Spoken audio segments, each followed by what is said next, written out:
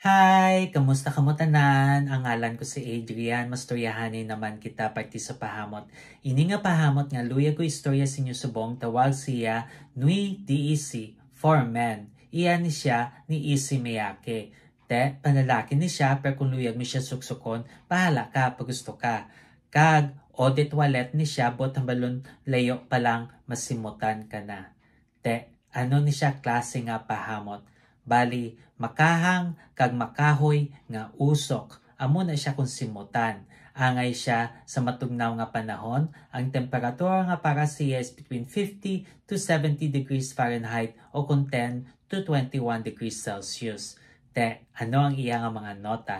For the top, we have grapefruit kag bergamot. Ang grapefruit, amo na ang pait nga citrus nga masimutan mo. Tapos bergamot, mahamot nga citrus.